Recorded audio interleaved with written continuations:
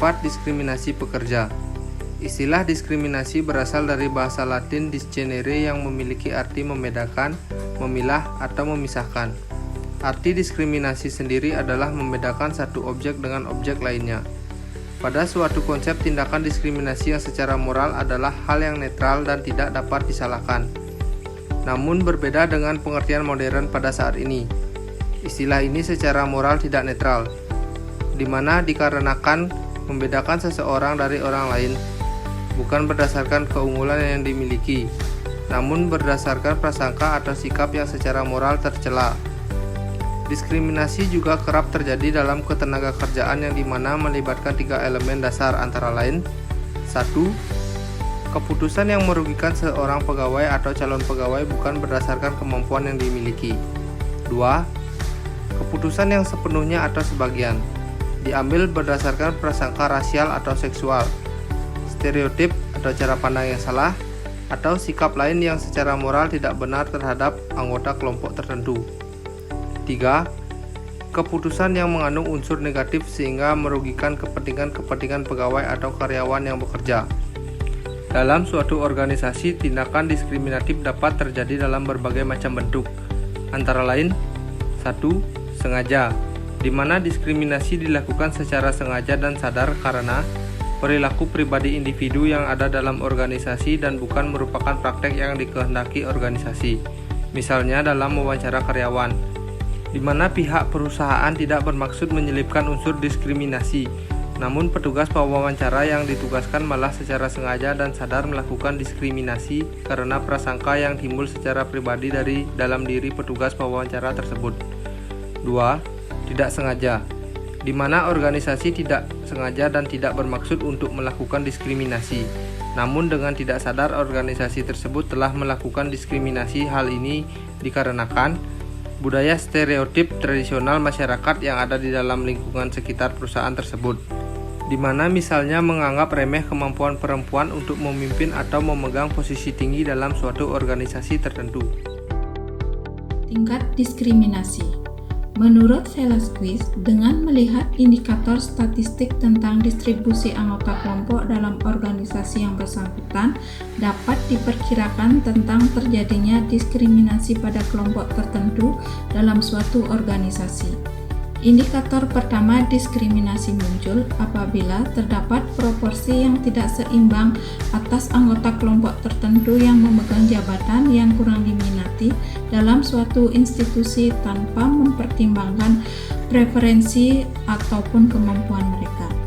Adapun 3 perbandingan yang membuktikan distribusi semacam itu diantara lain: yang pertama, perbandingan atas keuntungan rata-rata yang diberikan institusi pada kelompok yang terdiskriminasi dengan keuntungan rata-rata yang diberikan pada kelompok lain. Yang kedua, perbandingan atas proporsi kelompok yang terdiskriminasi yang terdapat dalam tingkat yang sama. Yang terakhir, perbandingan proporsi dari anggota kelompok tersebut yang memegang jabatan yang lebih menguntungkan dengan proporsi kelompok lain pada jabatan yang sama.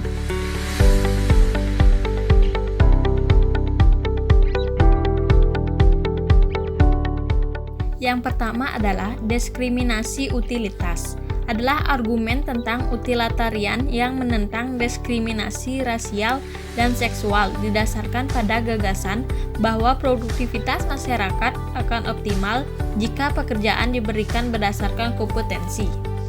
Sering terjadi diskriminasi terhadap para pencari kerja, di mana mengkotakkan berdasarkan jenis kelamin, ras, suku, hingga agama, yang dimana tidak ada kaitannya dengan pekerjaan, yang merupakan hal yang tidak efektif dan efisien dan bertentangan dengan prinsip utilitarian, di mana teori utilitarian sendiri menitik beratkan pada segi etika normatif yang menyatakan bahwa suatu tindakan yang patut adalah yang memaksimalkan penggunaan, biasanya didefinisikan sebagai memaksimalkan kebahagiaan dan mengurangi penderitaan. Yang kedua adalah hak. Argumen non-utilitarian yang menentang diskriminasi rasial dan seksual salah satunya menyatakan diskriminasi salah karena melanggar hak moral dasar manusia. Diskriminasi melanggar hak prinsip ini dalam 2 cara. Yang pertama adalah diskriminasi didasarkan pada keyakinan bahwa terdapat kelompok superior dan inferior.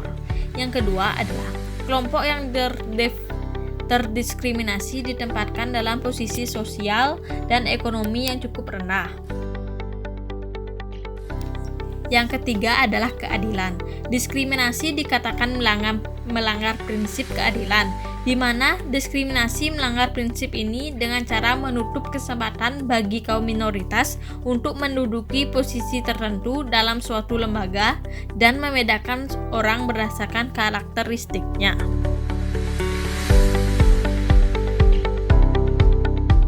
Tindakan afirmatif.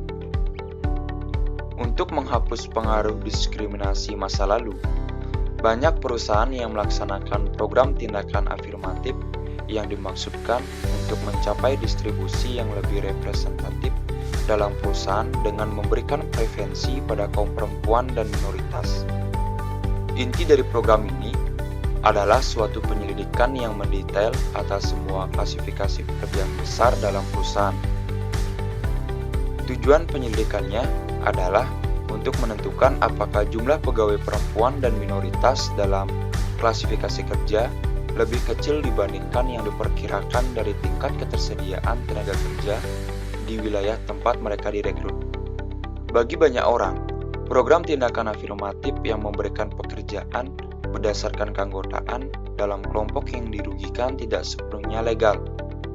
Namun, yang lain menginterpretasikan rekomendasi tindakan afirmatif tersebut ke dalam beberapa argumen. Antara lain, yang pertama, tindakan afirmatif sebagai kompensasi. Keadilan kompensasi mengimplementasikan bahwa seseorang wajib memberikan kompensasi terhadap orang yang dirugikan secara sengaja. Selanjutnya, program tindakan afirmatif diinterpretasikan sebagai salah satu bentuk ganti rugi yang diberikan kepada kaum pria kulit putih kepada perempuan dan kaum minoritas karena telah merugikan mereka di masa lalu. Yang kedua, tindakan afirmatif sebagai instrumen untuk mencapai tujuan sosial. Salah satu tujuan program tindakan afirmatif adalah mendistribusikan keuntungan dan beban masyarakat yang konsisten dengan prinsip keadilan distributif dan mampu menghapuskan dominasi ras atau jenis kelamin tertentu atau kelompok pekerjaan yang penting. Yang ketiga, penerapan tindakan afirmatif dan penanganan keberagaman. Kriteria lain selain ras dan jenis kelamin juga perlu dipertimbangkan saat mengambil keputusan dalam program tindakan afirmatif, di mana kontroversi sehubungan dengan kelayakan moral, program tindakan afirmatif tidak akan berakhir apabila salah dalam menetapkan argumen. Peraturan yang terkait. Dalam konsiderans menimbang Undang-Undang Ketenagakerjaan disebutkan bahwa perlindungan terhadap tenaga kerja dimaksudkan untuk menjamin hak-hak dasar pekerja atau buruh dan menjamin kesamaan kesempatan serta perlakuan tanpa diskriminasi atas dasar apapun untuk mewujudkan kesejahteraan pekerja atau buruh dan keluarganya dengan tetap memperhatikan perkembangan kemajuan dunia usaha. Indonesia telah meratifikasikan Konvensi Nomor 100 Tahun 1951 tentang pemberian remunerasi yang sama bagi pekerja perempuan dan pekerja laki-laki untuk pekerjaannya yang sama nilainya dengan Undang-Undang Nomor 80 Tahun 1957. Indonesia juga telah meratifikasikan Konvensi Nomor 111 Tahun 1958 tentang larangan diskriminasi di bidang pekerjaan dan jabatan dengan Undang-Undang Nomor 21 Tanggal 7 Mei 1999. Konvensi ini memuat ketentuan sebagai berikut. Yang pertama, tiap negara menyusun peraturan perundang-undangan dan kebijakan nasional yang menjamin persamaan kesempatan dan perlakuan dalam pekerjaan dan jabatan, termasuk kesempatan kerja tertentu dan kondisi kerja. Yang kedua, harus dihilangkan setiap bentuk diskriminasi berdasarkan ras, warna kulit, jenis kelamin, agama, aliran politik, dan suku. Ada beberapa peraturan undang-undang yang mengatur mengenai pekerja atau tenaga kerja, antara lain sebagai berikut. Yang pertama, Undang-Undang Republik Indonesia Nomor 13 Tahun 2003 mengatur mengenai ketenagakerjaan. Peraturan tersebut mencangkup hal setiap pekerja untuk memperoleh perlindungan dalam menjalankan pekerjaannya yang tertulis dalam pasal 86 ayat 1 yang berbunyi, setiap pekerja atau buruh mempunyai hak untuk memperoleh perlindungan atas kesempatan dan kesehatan kerja, moral dan kesusilaan, perlakuan yang sesuai dengan harkat dan martabat manusia, serta nilai-nilai agama. Pasal 5 dan 6 Undang-Undang Nomor 13/2003 juga menjadi strategi nasional kesempatan dan perlakuan yang sama dalam pekerjaan. Mengamatkan hal-hal sebagai berikut. Dalam pasal 5 berbunyi, setiap tenaga kerja memiliki kesempatan yang sama tanpa diskriminasi untuk memperoleh pekerjaan.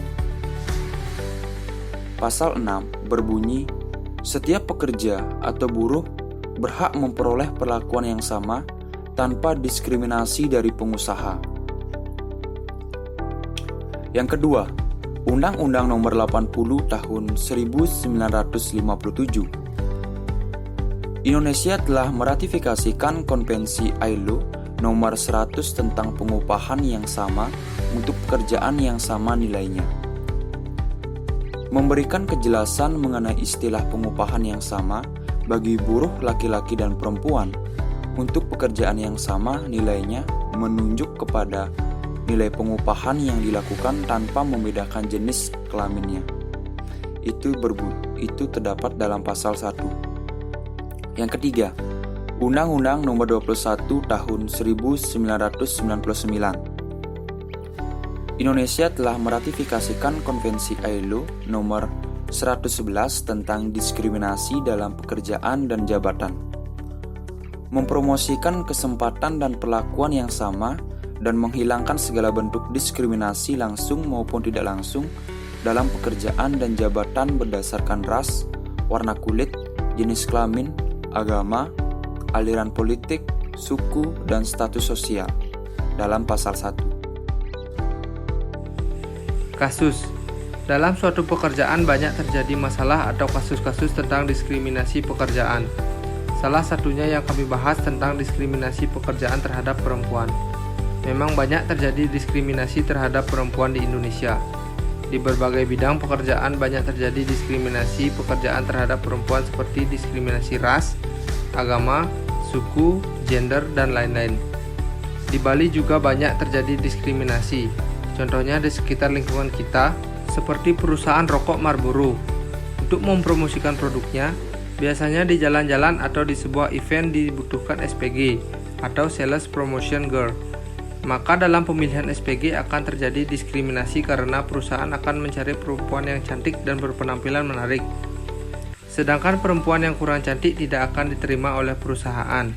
Dan sebuah perusahaan juga dalam penerimaan upah pekerjaan biasanya juga terjadi diskriminasi terhadap perempuan, di mana karyawan laki-laki biasanya mendapat gaji lebih besar dibandingkan perempuan, dan jabatan laki-laki dalam suatu perusahaan biasanya lebih tinggi dari perempuan karena laki-laki diberi peluang untuk berkembang naik jabatan, sedangkan perempuan susah untuk naik jabatan.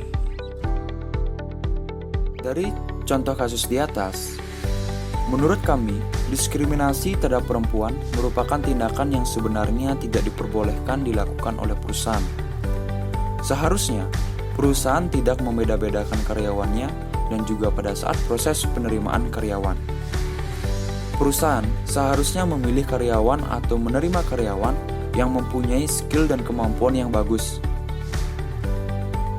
Dalam melakukan pendiskriminasian, perusahaan biasanya memakai alasan yaitu kebutuhan terhadap karyawan yang seperti itu yang dibutuhkan perusahaan itu sendiri. Faktanya, memang banyak kasus seperti ini terjadi.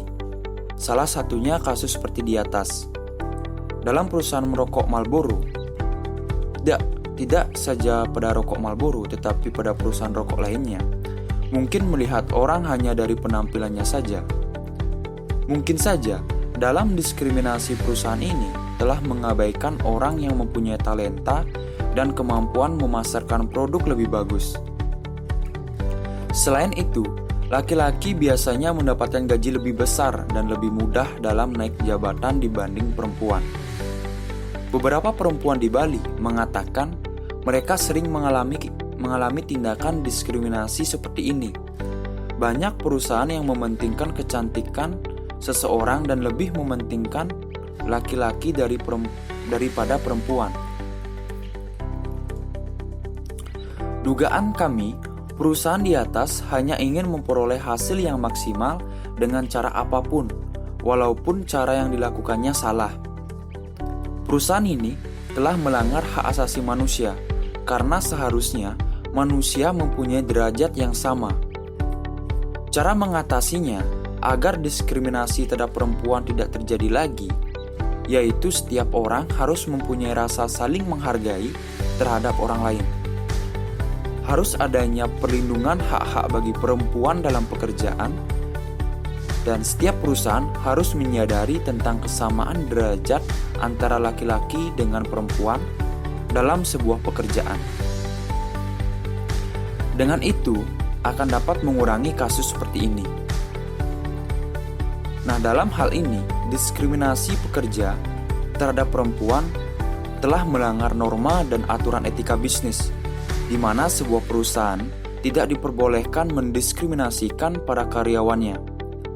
Dan karena diskriminasi telah menyalahi nilai-nilai norma, maka diskriminasi telah membeda-bedakan antara orang yang satu dengan orang yang lainnya.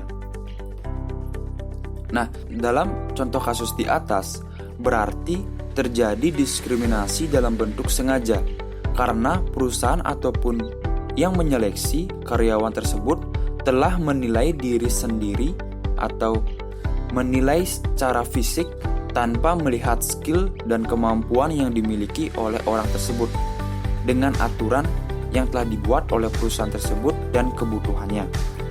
Nah, kesimpulan dari pembahasan kami adalah lebih baik tidak melakukan diskriminasi dalam pekerjaan dan sebaiknya mengikuti etika bisnis dalam menjalankan suatu perusahaan agar mendapatkan hasil yang maksimal dan belajar untuk menghargai orang lain dalam sebuah pekerjaan.